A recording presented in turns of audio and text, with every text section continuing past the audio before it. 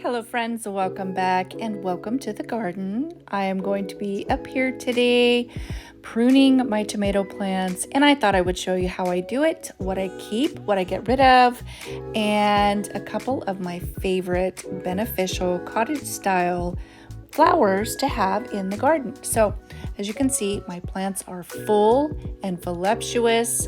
They weren't at first. We had a really rough spring. It was really pretty cold and wet. Tomatoes don't like that. I actually had to cover them with garbage bags to protect them from the rain, but they are doing amazing.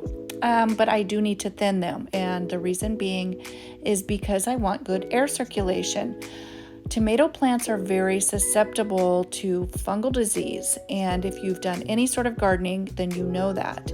I am grabbing a jar of water because a lot of these suckers, which you will see here, it looks like a top and it's got flowers on it, but it's not a top. It's coming out of a joint lower in the plant. So you want to cut those out if you want to really cause your plant to focus on producing good sized tomatoes.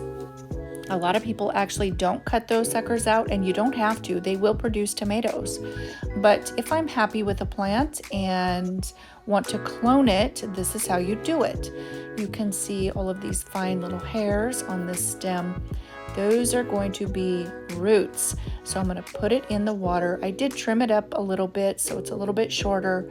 Put it in the water and it will grow roots within just a couple of days. So I'm going to go ahead and finish trimming some of the leaves out.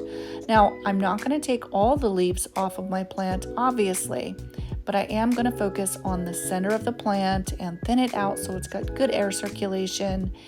And I'm going to take a few of the suckers. A lot of them I'm going to cut out, and I'm actually going to leave a few too.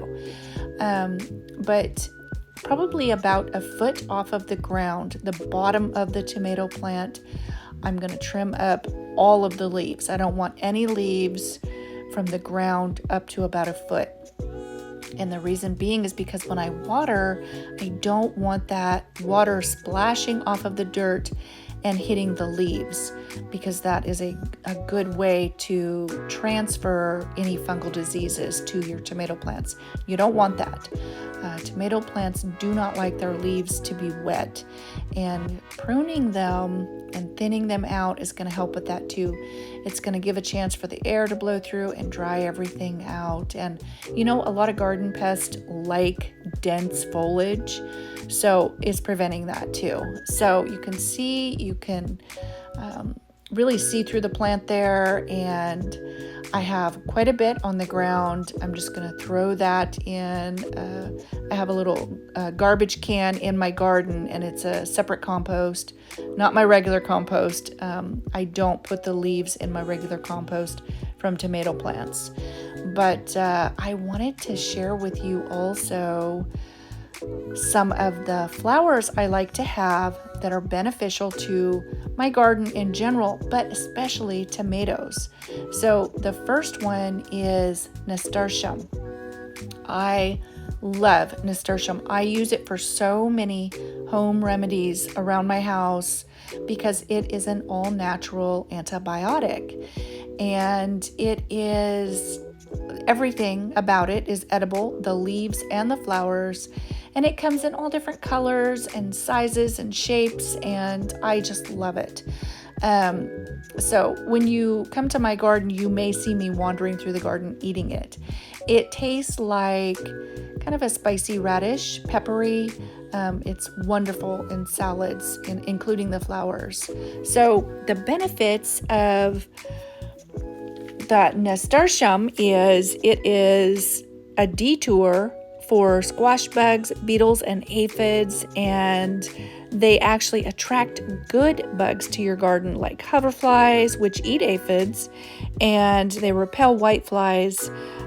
They attract hummingbirds, which also eat whiteflies, and they repel cabbage loopers, and they actually produce an airborne chemical that repel all different kinds of bad insects for your garden. So another flower that I really like in the garden is petunias. And the reason being is they are excellent to have near your tomatoes. I actually never hear anybody talk about that, but petunias near your tomatoes are perfect. They repel asparagus beetles, leafhoppers, aphids, tomato worms, and they attract pollinators like the bees, like the beneficial wasps and hummingbirds and butterflies. And like I said before, the hummingbirds eat whiteflies. So that is a huge benefit. Geraniums are also great to have in the garden. They repel earworms, cabbage worms, Japanese beetles, and they attract hummingbirds and butterflies. Lavender is another one. They deter deer. They repel ticks, and some studies say that they repel mice and rabbits, and they also repel green cabbage moths. I love having lavender in the garden just because it's beautiful. So an obvious flower that most people do recognize in a garden is marigolds. They attract ladybugs, which eat aphids. They repel rabbits, Mexican bean beetle, squash bugs, tomato hornworms, and whiteflies. One of my all-time favorites that I always have in the garden besides nasturtium is alyssum. Most people don't know, but alyssum is actually edible. The leaves and the flowers, they taste very similar to nasturtium, kind of a peppery, radish type taste, and they deter aphids. And they attract good pollinators, obviously, and they attract ground beetles and fireflies, which when they lay their eggs in the alyssum, the larvae actually eat slugs, which is a huge benefit in the garden, especially if you live in the Northwest like me. We got a lot of slugs. They're great ground cover, of course, and they, hold in a lot of moisture, and the root system is actually really shallow, so it doesn't affect your plants at all. Something else to keep in mind about both nasturtium and alyssum is they reseed themselves, so you will see it coming up in your garden all over the place. I actually pull nasturtium every year because it starts growing in places I don't want it, and I just give it to my chickens and they love it. So obviously they both work great for keeping weeds down too. So I will say when you water your tomatoes, they are 95% water, so you do want to deep water to encourage deep root growth, and do it in the morning. So I hope you found this video helpful, and of course, as always, I hope you're having a great day. I'll talk to you next time. Bye-bye for now.